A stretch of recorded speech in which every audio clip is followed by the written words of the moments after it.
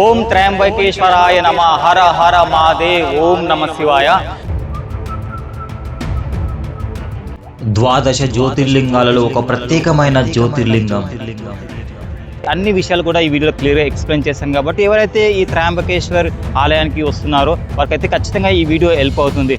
ప్రపంచంలో మరెక్కడా లేనట్టుగా త్రిమూర్తుల రూపంగా ఉన్న జ్యోతిర్లింగం. అలాగే మీరు యూట్యూబ్లో ఎక్కువ వ్యూస్ ఉన్నాయని చెప్పి ఆ వీడియోస్ చూసి మీరు ఇక్కడికి వస్తే టైం వేస్ట్ చేసుకోవాల్సిన పరిస్థితి. ఎందుకంటే నేను సంవత్సరం పొడవునా ఏ రోజు నీటి తడి ఆరిపోని శివలింగం కలిగిన జ్యోతిర్లింగ దేవాలయం. ఇక్కడ మనకు డొనేషన్ టికెట్ అంటుంది 200 రూపీస్. మనకు అది టెంపుల్ నుంచి ఒక 10 మినిట్స్ వాక్ చేసి అక్కడ టికెట్ తీసుకుని అక్కడ పెద్ద లైన్లో ఉంటుంది. మళ్ళీ ఇక్కడికి వచ్చి టెంపుల్ దగ్గర కూడా లైన్లో ఉండాలి. ఇలా చాలా టైం వేస్ట్ అవుతుంది. సో చాలా మంది తెలియక ఏం చేస్తారు అంటే టికెట్ బై చేయకుండా లోపలికి వెళ్తారు, కానీ టికెట్ కౌంటర్ మాత్రం చాలా దూరం ఉంటుంది. సో బెటర్ ఆప్షన్ ఏంటంటే మీరు ఆన్లైన్లో బుక్ చేసుకోవడం చాలా బెటర్ ఆప్షన్ అనమాట. సో ఇలా మనం అయితే ఈజీగా వెళ్ళిపోవచ్చు. చాలా మంది తెలియక లోపలికి వెళ్ళి మళ్ళీ రిటర్న్ వస్తున్నారు. కాబట్టి ఇలా అప్డేటెడ్ విషయాలు అన్నీ కూడా ఈ వీడియోలో మనం డిస్కస్ చేసుకుంటాం. కాబట్టి ఇలాంటి స్మాల్ క్రియేటర్స్ కూడా ఛానల్ కూడా సబ్స్క్రైబ్ చేసి సపోర్ట్ చేయండి. మనమైతే ఈ వీడియోలో అన్నీ అయితే తెలుసుకుందాం. ఆ మహాశివుని చూసినట్టు అనిపించింది. ఆలయానికి కొద్ది దూరంలో వేదాంత్ ఆంధ్ర భోజనం. కాబట్టి ఒక్క వీడియో చూస్తే మీకైతే ఈ ఆలయానికి ఈజీగా వచ్చి ఈజీగా వెళ్ళిపోవచ్చు. కాబట్టి వీడియో ఎండింగ్ వరకు చూడండి. అలాగే వీడియో నచ్చితే లైక్ చేయండి, మరి ఛానల్ కూడా సబ్స్క్రైబ్ చేసుకోండి. ఇప్పుడైతే మనం వీడియోని అయితే స్టార్ట్ చేద్దాం. Welcome back to self plan and travel. This is Ramu. చూస్తున్నారు కదా, ప్రజెంట్ అయితే నేను త్రయంబకేశ్వర్ జ్యోతిర్లింగం దగ్గర అయితే ఉన్నాను. ఫస్ట్ అయితే మనం మహారాష్ట్రలో భీమశంకర్ జ్యోతిర్లింగం దర్శనం చేసుకున్న తర్వాత రెండో జ్యోతిర్లింగం అయిన త్రయంబకేశ్వర్ జ్యోతిర్లింగానికి అయితే వచ్చాను.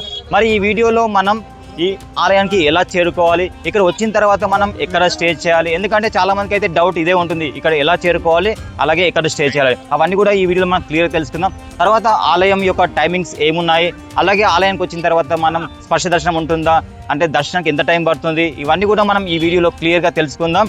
మనమైతే ఫస్ట్ ఆలయానికి వెళ్ళే ముందల మనమైతే ఇక్కడ ఫస్ట్ వెళ్ళే ముందు ఇక్కడ పవిత్ర గుండం ఉంటుంది. ఆ గుండంలో మనమైతే కాళ్ళు చేతులు కడుక్కొని ఇక్కడ ఆలయానికి అయితే దర్శనానికి వెళ్ళాలి. సో ఫస్ట్ మనం దర్శనానికి వెళ్ళే ముందు ఈ ఆలయం యొక్క చరిత్ర కూడా తెలుసుకుందాం. ఫస్ట్ అయితే మనం ఈ ఆలయానికి ఎలా చేరుకోవాలో తెలుసుకుందాం. మరి ఆలయానికి చేరుకోవాలంటే మనకు 3 రకాలుగా ఇక్కడ ఆలయానికి వస్తారు. చాలా మంది అయితే ఈ త్రయంబకేశ్వర ఆలయానికి డైరెక్ట్ వచ్చేవారు. అంటే కొందరు ఏం చేస్తారంటే కొందరు 3 జ్యోతిర్లింగాలు దర్శించుకుందామని కొందరు వస్తారు, కొందరేమో డైరెక్ట్ వస్తారు. కాబట్టి ముందుగా మనమైతే ఇక్కడికి డైరెక్ట్ త్రయంబకేశ్వర దర్శనానికి వచ్చిన వాళ్ళు ఏం చేస్తారంటే ఫస్ట్ అయితే నాసిక్ చేరుకోవాలి. అంటే మీకు దగ్గర ఉన్న సిటీ నుంచి ప్రతి స్టేషన్ నుంచి ఇక్కడికి నాసిక్కి పబ్లిక్ ట్రాన్స్పోర్ట్ అవైలబుల్ ఉంటుంది. కాబట్టి డైరెక్ట్ మీరు అయితే నాసిక్ ట్రైన్లో చేరుకోవాలి. ఒకవేళ మీకు ట్రైన్ అవైలబుల్ లేకుంటే మీకు దగ్గర ఉన్న స్టేషన్కి వెళ్ళి అక్కడ నుంచి అయితే ట్రైన్లో నాసిక్ రావాల్సి ఉంటుంది. లేదంటే మీకు పూణే వచ్చి పూణే నుంచి కొందరు ఏం చేస్తారంటే పూణే వచ్చి పూణే నుంచి భీమశంకర్ జ్యోతిర్లింగానికి వెళ్తారు. అంటే పూణే నుంచి భీమశంకర్ 120 కిలోమీటర్స్ ఉంటుంది. సో అక్కడ ట్రావెల్ చేసి భీమశంకర్ చూసి భీమశంకర్ నుంచి ఇక్కడికి నాసిక్ వస్తారనమాట. సో ఇలా వస్తారు. లేదంటే ఇంకా అక్కడ కృష్ణేశ్వర్ జ్యోతిర్లింగం నుంచి షిరిడి చూసి అక్కడ నుంచి కూడా ఇక్కడికి వస్తారు. కాబట్టి ఒకవేళ అక్కడ నుంచి వస్తే మీరు షిరిడి తర్వాత డైరెక్ట్ ఇక్కడికి మీరు నాసిక్ వచ్చి నాసిక్ నుంచి ఒక 40 కిలోమీటర్ దూరంలో ఉన్న త్రయంబక్ అనే పట్టణంలో ఈ త్రయంబకేశ్వర జ్యోతిర్లింగ ఆలయం ఉంది. కాబట్టి సో ఇక్కడ చేరుకోవాలి. సో ఇక్కడ చేరుకున్న తర్వాత మనమైతే మన టెంపుల్ సర్కిల్ నుంచి మనం ఒక 1 కిలోమీటర్ వరకు అయితే లోపలికి రావాల్సి ఉంటుంది. కొన్ని మన వెహికల్ ఇక్కడికి వచ్చిన తర్వాత పార్క్ చేసి మనమైతే టెంపుల్ లోపలికి రావాల్సి ఉంటుంది. ఒకవేళ మీరు నడుచుకుంటూ రాలేకపోతే బయట ఆటోలు కూడా అవైలబుల్ ఉంటాయి, మీరు డైరెక్ట్ లోపలికి రావచ్చు. ఇలా మనం వచ్చిన తర్వాత మనమైతే టెంపుల్ని చేరుకుంటాం. ఇక్కడ టెంపుల్ చేరుకున్న తర్వాత మనమైతే ఇక్కడ దర్శనానికి అయితే వెళ్ళిపోవచ్చు. దర్శనానికి వెళ్ళే ముందు ఇక్కడ పవిత్ర గోదావరి గుండం ఉంటుంది. అక్కడికి వెళ్ళిన తర్వాత మనమైతే స్నానం చేయొచ్చు, కాలు చేతులు కడుక్కొని ఇక్కడికి వచ్చి దర్శనానికి వెళ్ళిపోవచ్చు. సో ఈ విధంగా అయితే మనమైతే ఇలా ఇక్కడికైతే చేరుకోవచ్చు. మరి ఇప్పుడు ఇక్కడికి వచ్చిన తర్వాత ఇక్కడ ఎక్కడ స్టే చేయాలో తెలుసుకుందాం. ఈ ఆలయానికి చేరుకున్న తర్వాత ముందుగా మనకు వచ్చే డౌట్ వచ్చి ఎక్కడ స్టే చేయాలి. చాలామంది ఇక్కడ అంటే మనం చేరుకున్న టైం బట్టి అయితే ఇక్కడ స్టే చేయాల్సి ఉంటుంది. కొందరు ఏం చేస్తారంటే ఇక్కడ ఎర్లీ మార్నింగ్ వచ్చి దర్శనం చేసుకొని నెక్స్ట్ జ్యోతిర్లింగానికి అయితే వెళ్తారు. కాబట్టి ఇక్కడ స్టే ఆప్షన్ అవసరం లేదు.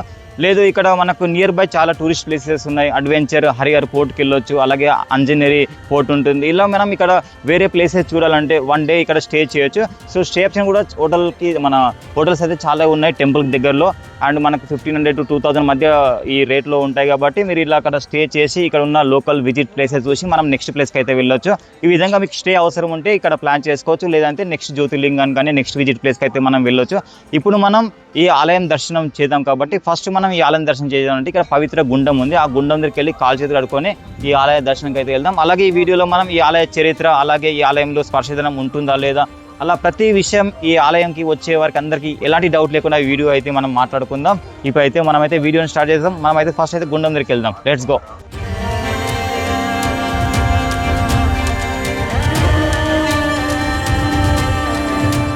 ఒక 300 మీటర్ వరకు దూరం వచ్చిన తర్వాత మన పుష్వర్త్ గుండు అంటే పవిత్ర గోదావరి గుండం అయితే ఇక్కడ ఉంది. ఇక్కడ కాలు చేతులు కడుక్కొని కొందరు స్నానం కూడా చేస్తారు. ఇక్కడ కాలు చేతులు కడుక్కొని మనం అయితే గర్భగుడికి వెళ్ళి ఆ మహాదేవుని అయితే దర్శనం చేసుకోవాలి. ఇక్కడ ప్రత్యేకత ఏమిటంటే ద్వాదశ జ్యోతిర్లింగాలలో ప్రత్యేకమైనది అంటే ఇక్కడ శివలింగంలో 3 రూపాయలు అంటే త్రిమూర్తులు ఇక్కడ కొలువై ఉన్నారని చెప్తారు. కాబట్టి ఆ త్రిమూర్తులను ఒకే లింగంలో మనం దర్శనం చేసుకోవచ్చు. కాబట్టి ఫస్ట్ అయితే మనం గుండంకి వెళ్ళి సో కాలు చేతులు కడుక్కొని మనం అయితే దర్శనంకి వెళ్దాం.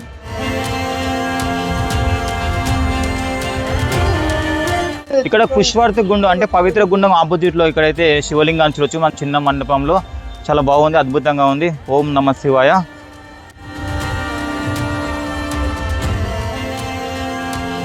ఇక్కడ చూసినా కదా పవిత్ర గుండం ఎదురుగా మనకు బ్రహ్మగిరి కొండలు అయితే ఉన్నాయి.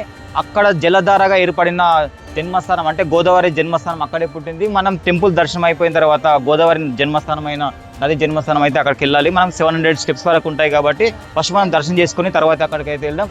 అక్కడ నుంచి జలధారగా ఏర్పడిన వాటర్ అనేది ఆ కార్నర్లో వచ్చి ఇక్కడ చూసినా కదా ఈ పవిత్ర గుండంగా ఇక్కడ ఏర్పడింది. కాబట్టి చాలా కొంత స్నానం చేసే వాళ్ళు స్నానం చేస్తున్నారు. సో కాలు చేతులు కడుపుతున్నారు కాబట్టి ఇలా ఈ విధంగా ఫస్ట్ ఇక్కడికి వచ్చిన తర్వాతనే మనం దర్శనంకి వెళ్తే బాగుంటుంది. సో మనం ఇప్పుడు ఇక్కడ కాలు చేతులు కడుపుకుని మనం దర్శనంకి వెళ్దాం.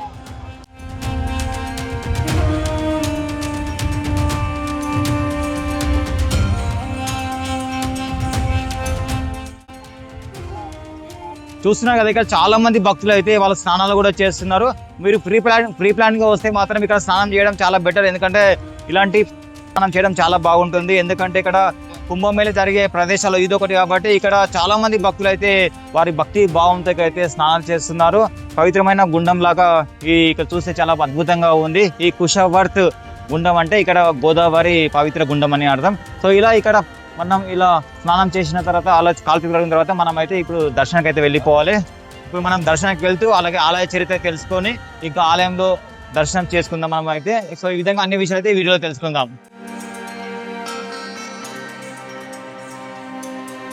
ఇక్కడ ఉన్న పుష్పాలు పత్రాలు మనము ఇక్కడ గుండం దగ్గర ఉన్న దేవునికి అయితే మనం అయితే సమర్పించవచ్చు. చాలా మంది అయితే ఇక్కడ తీసుకుంటున్నారు. ఈ విధంగా మనం పవిత్ర గుండంలో స్నానం చేసి వచ్చిన తర్వాత ఇక్కడ మనం దర్శనానికి 3 ఆప్షన్లు అయితే ఉంటాయి. ఒకటి చూస్తున్నారు కదా అక్కడ ప్రియారిటీ డొనేషన్ దర్శనం అంటే 2500 పర్ పర్సన్ అంటే ఇక్కడ 5 minutesలో దర్శనం అయిపోతుంది అన్నమాట. ఇంకొకటి ఆప్షన్ డొనేషన్ దర్శనం ఉంటుంది, అది 200 రూపీస్ ఉంటుంది. ఇంకో థర్డ్ వచ్చేసి ఫ్రీ దర్శనం అనమాట. సో మీకు ఏ ఆప్షన్స్ అవసరం ఉంటే ఆ ఆప్షన్లో వెళ్ళండి. ఇక్కడ క్రౌడ్ ఎక్కువగా ఉంది కాబట్టి సో మీరు 200 వెళ్ళొచ్చు, లేదంటే ఫ్రీ దర్శనం వెళ్ళొచ్చు. సో ఈ విధంగా అయితే ఉంది. అండ్ ఇంకోటి చాలా మందికి భక్తులకు వచ్చి డౌట్ ఏంటంటే స్పర్శ దర్శనం గురించి. ఎందుకంటే స్పర్శ అంటే ఆ మహాలింగాన్ని ఆ జ్యోతిలింగాన్ని స్పర్శించుకోవాలని ఉంటుంది కాబట్టి సో అలాంటి దర్శనం అయితే ఇప్పుడైతే ప్రొహిబిటెడ్ చేశారు. ఎందుకంటే ఇక్కడ చాలా మంది టచ్ చేయడం వల్ల ఆ పవిత్ర లింగం అనేది డ్యామేజ్ అయ్యే అవకాశం ఉంది. కాబట్టి అలాంటి స్పర్శ దర్శనం అయితే ఈ ఆలయంలో అయితే ఎక్కడ కూడా లేదు. కాబట్టి సో ఈ విధంగా మనం అయితే డైరెక్ట్ దర్శనానికి వెళ్ళొచ్చు. మీకు తొందర దర్శనం కావాలనుకుంటే 2500, లేదు ఇంకో ఆప్షన్ ఉంది మనకు డొనేషన్ దర్శనం 200, అది వెళ్ళొచ్చు, లేదంటే ఫ్రీ దర్శనం వెళ్ళొచ్చు. ఇప్పుడైతే మనం క్రౌడ్ ఎక్కువ ఉంది కాబట్టి నేను 200 దర్శనానికి వెళ్ళాలి. సో అక్కడ వెళ్ళి మనం దర్శనం ఎలా అయింది అండ్ టెంపుల్ లోపల ఉన్న అన్ని కూడా మనం అయితే ఇప్పుడు తెలుసుకుందాం. ఇక్కడ చూస్తున్నారు కదా ఇదే డొనేషన్ దర్శనం ఎంట్రీ 200 అనమాట. ఇది ఎంట్రీ అవ్వడమే, కానీ టికెట్ మాత్రం కొద్ది దూరంలో ఇస్తారు. ఒక 5-10 minutes అయితే వాక్ చేయాల్సి ఉంటుంది. సో అక్కడ వెళ్ళాల్సి ఉంటుంది. లేదంటే మీరు ఆన్లైన్లో త్రయంబకేశ్వర్ టెంపుల్ అని సెర్చ్ చేస్తే మీకు ఆన్లైన్ సర్వీసెస్ స్క్రీన్ పైన చూస్తున్నారు కదా, ఇలా ఆన్లైన్ దర్శన్ టికెట్ అని ఉంటుంది, డొనేషన్ టికెట్. సో అది తీసుకోవచ్చు మీరు. సో ఇక్కడ ప్రాసెస్ ఫస్ట్ మనం ఆ లింక్ క్లిక్ చేయగానే మనం అయితే మన మెయిల్తోనే లాగిన్ కావాల్సి వస్తుంది. సో మన మెయిన్ పర్సన్స్ అయితే మన ఎంతమంది ఉంటే ఫస్ట్ పర్సన్ యొక్క డీటెయిల్స్ ఎంట్రీ చేసి మన ఐడి ఆధార్ నెంబర్ ఇచ్చిన తర్వాత మనతో పాటు ఎంతమంది సెలెక్ట్ చేసుకున్న తర్వాత టోటల్ అమౌంట్ డిస్ప్లే అవుతుంది. నెక్స్ట్ మనం టర్మ్స్ అండ్ కండిషన్ క్లిక్ చేసిన తర్వాత మనం పేమెంట్కి వెళ్ళాలి. సో పేమెంట్ కంప్లీట్ అయిన తర్వాత మనకైతే మళ్ళీ మన మెయిల్తో లాగిన్ అవుతుంది. అక్కడ నుంచి మనం అయితే ఈ దర్శన్ టికెట్ని అయితే డౌన్లోడ్ చేసుకోవచ్చు. ఈ విధంగా మీరు ఆన్లైన్లో ఈజీ అయితే డౌన్లోడ్ చేసుకోవచ్చు. సో ట్రై చేయండి, ఈజీగానే ఉంటుంది. ఇప్పుడైతే మనం దర్శనంకి అయితే వెళ్ళిపోతాం. ఇంకా మీకు ఫ్రీ దర్శనంకి అయితే కొంచెం ముందుకెళ్ళి అక్కడ నుంచి అయితే వెళ్ళాల్సి ఉంటుంది. మనమైతే ఇప్పుడు 200 దర్శనంకి అయితే వెళ్దాం. సో ప్రజెంట్ ఈ రోజు అయితే ఈ 200 దర్శనంకి అయితే 2 hours టైం పడుతుందని చెప్తున్నారు. అలాగే ఫ్రీ దర్శనం అయితే 3-4 hours టైం పడుతుందని చెప్తున్నారు. కాబట్టి మనం టైం బట్టి అయితే మనం ప్లాన్ చేసుకోవాలి. సో చాలా మంది తెలియక ఏం చేస్తారంటే టికెట్ బై చేయకుండా లోపలికి వెళ్తారు, కానీ టికెట్ కౌంటర్ మాత్రం చాలా దూరం ఉంటుంది. సో బెటర్ ఆప్షన్ ఏంటంటే మీరు ఆన్లైన్లో బుక్ చేసుకోవడం చాలా బెటర్ ఆప్షన్ అనమాట. సో ఇలా మనం అయితే ఈజీగా వెళ్ళిపోవచ్చు. చాలా మంది తెలియక లోపలికి వెళ్ళి మళ్ళీ రిటర్న్ వస్తున్నారు. ఇక్కడ చూస్తున్నారు కదా, లోపలికి వచ్చిన తర్వాత చాలా క్యూ లైన్ అయితే ఉంది. ఇక్కడేమో డొనేషన్ దర్శనం 200 రూపీస్ అనమాట. ఇదేమో ఫ్రీ ఎంట్రీ. ఇక్కడ ఇలా ఉంది క్రౌడ్ అయితే. సో ఇదంతా కూడా ఫ్రీ ఎంట్రీ. కొద్దిగా డిస్టెన్స్ ఎక్కువ అవుతుంది, టైం కూడా ఎక్కువ అవుతుంది. సో 200 దర్శనంకి అయితే ఇలా క్యూ అయితే ఉంది. ఇక్కడ చూస్తున్న కదా, స్క్రీన్ అయితే ఏర్పాటు చేశారు గర్భగుడిలో. అక్కడ చూస్తున్న శివలింగం ఉంది కదా, ఎక్కడైనా సరే శివలింగం భూమి పైకి ఉంటుంది, కానీ ఇక్కడ భూమి లోపలిగా ఉంటుంది శివలింగం. అండ్ ఇక్కడ త్రిమూర్తులు ఆ శివలింగ రూపంలో ఉంటారు కాబట్టి ఇక్కడ చాలా పవిత్రమైన టెంపుల్గా ఇక్కడ చూస్తారు. సో ఈ విధంగా మనం అయితే లోపల నుంచి ఇక్కడ స్క్రీన్ నుంచి అయితే ఆ మహాశివలింగాన్ని అయితే మనం ఇక్కడ దర్శనం చేసుకోవచ్చు. ఇక్కడ లెఫ్ట్ సైడ్ చూస్తే అంతా కూడా ఫ్రీ లైన్ ఎంట్రీ అనమాట. చాలా వెయిటింగ్ అయితే ఉంది. సో 200 అయితే ఈజీగానే ఉంది. సో లైన్ అంత ఏం లేదు, ఈజీగా వెళ్ళిపోతున్నాము. ఆలయంలోకి ఎంటర్ అవ్వగానే బిస్కెట్ల వాటర్ బాటిల్ అయితే మనకి ఇస్తున్నారు దేవస్థానం నుంచి. లోపలికి వచ్చిన తర్వాత ఇలా క్రౌడ్ అయితే బాగానే ఉంది. చాలా లైన్స్ అయితే ఉన్నాయి. క్యూ లైన్స్ చూడండి ఎన్ని లైన్స్ ఉన్నాయో. సో స్క్రీన్స్ కూడా చాలా ఏర్పాటు చేశారు. అంటే గర్భగుడిలో దేవుడు జరుగుతున్న పూజా కార్యక్రమాలు ఇక్కడ నుంచి మనం అయితే క్లియర్గా చూడొచ్చు. సో ఈ విధంగా మనం దేవుని చూస్తూ మనమైతే ఇలా లైన్లో నిలబడి మనమైతే దర్శనానికి వెళ్ళొచ్చు.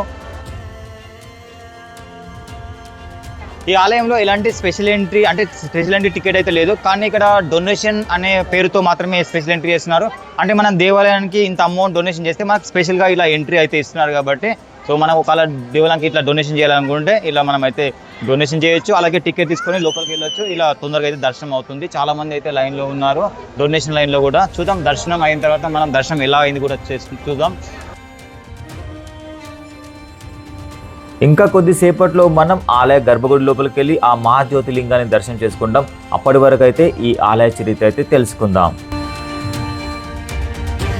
త్రయంబకేశ్వర ఆలయం కేవలం వేల సంవత్సరాల చరిత్ర కలిగిన దేవాలయం మాత్రమే కాదు, ఒక మహర్షి భక్తికి పరమశివుడు స్వయంగా ప్రత్యక్షమైన పవిత్ర క్షేత్రం. ఈ కథ ఒక మహర్షితో ప్రారంభమవుతుంది. స్థల పురాణం ప్రకారం ఎప్పుడో ఒకప్పుడు ఈ బ్రహ్మగిరి పర్వత ప్రాంతంలో గౌతమ మహర్షి తన భార్య అహల్యతో కలిసి ఆశ్రమంలో నివసించేవారు. ఆయన గొప్ప ఋషి మాత్రమే కాదు, ప్రతి జీవిపై అపారమైన ప్రేమ చూపించే మహానుభావుడు. ఆశ్రమానికి వచ్చిన ప్రతి అతిథికి అన్నదానం చేసేవారు, ఎవరిని ఆకలితో వెనక్కి పంపేవారు కాదు. కానీ ఒకరోజు ఆ ప్రాంతమంతా భయంకరమైన కరువు వచ్చింది. వర్షాలు లేక చెరువులు ఎండిపోయాయి, పంటలు నాశనమయ్యాయి. ప్రజలు, జంతువులు, పక్షులు, ప్రతి జీవి నీటి కోసం తల్లడిల్లిపోయింది. అప్పుడు గౌతమ మహర్షి ప్రజల బాధను చూసి వరుణ దేవుడి కోసం ఘోర తపస్సు చేశారు. ఆ భక్తికి మెచ్చిన వరుణుడు ఒక అద్భుతమైన వరం ఇచ్చాడు. ఆశ్రమంలో ఎప్పటికీ ఎండిపోని పవిత్ర జలాన్ని ప్రసాదించాడు. ఆ ఒక్క నీటి వనరుతో మళ్లీ పచ్చదనం వచ్చింది. ప్రజలందరూ బ్రతికారు. ఆశ్రమం తిరిగి ఆనందంతో నిండిపోయింది. కానీ ఈ సంతోషాన్ని చూసి కొంతమంది ఋషులకు అసూయ కలిగింది.